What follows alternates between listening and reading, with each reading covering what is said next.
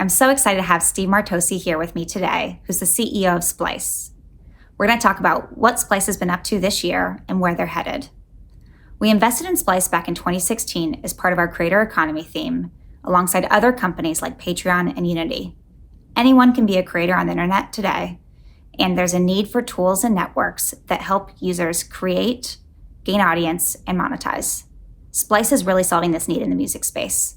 Since investing, the company has grown over 7x to over 70 million of revenue and is serving over 2.5 million users. Splice wouldn't exist without Steve, who's truly a product visionary and understands what the creator needs. Steve, I'm so glad to have you here today. Tell me a little bit more about what Splice does and your founding story. Yeah, totally. I mean, we do a lot at Splice. We're really here to transform the creative process for musicians. We're most known for a library of millions of samples and loops that you can use in your tracks royalty free. It gets used by something like 40% of top 40 music, and it's been pretty incredible. We've paid out over $35 million to our sound community for their contributions.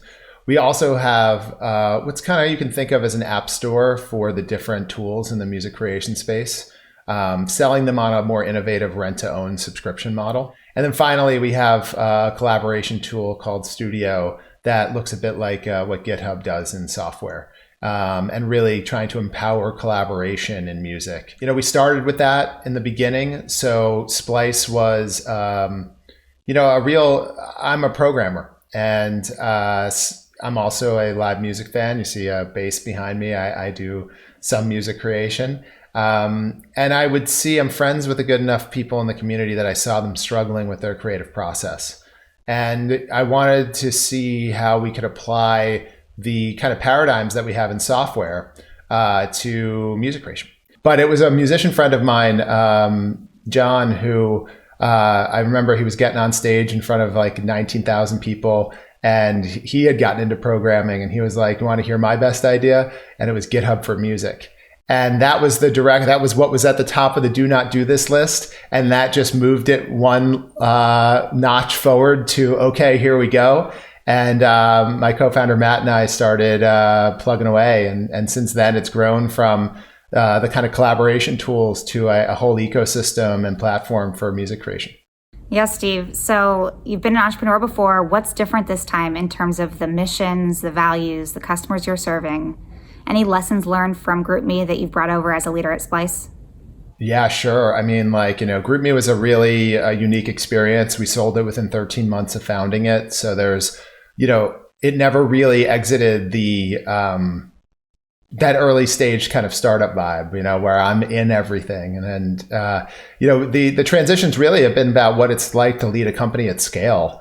Once again, all the brand knowledge we had about how to build a great brand, how to build the product people love, that's been carried over well. And then the challenges now are about, really taking things to the next level and trying to articulate a vision in a market that, hasn't always been, one that people believe in. So very different leadership level. The transition from founder to CEO has been the biggest part of the journey.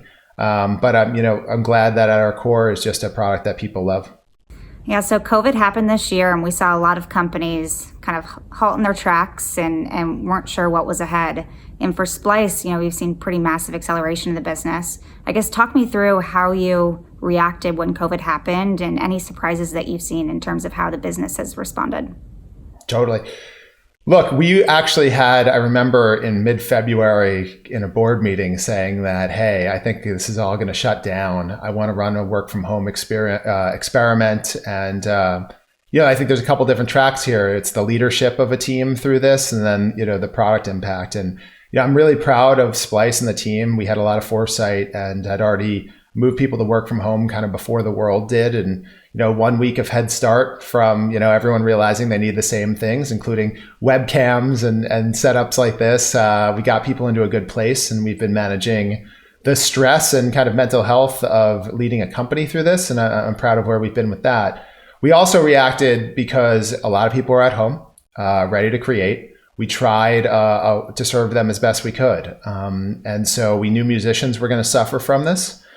So we kind of accelerated our content production and the kind of artist payout initiatives. The team worked really hard. They accelerated a bunch of programs that in a stressful time would have been hard on their own.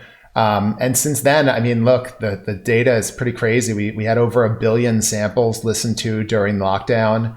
And, this year alone, we've paid out over $11 million to our, sound creators, which is a pretty incredible milestone to be at, with a couple months left to go. Yeah, it's pretty incredible. So tell me about where Splice is headed. What's 2021 and beyond look like for the company? Yeah, look, I mean, I think that for me, the cool thing about this business as someone who likes to build things 0 to 1 is that the music space has so much opportunity.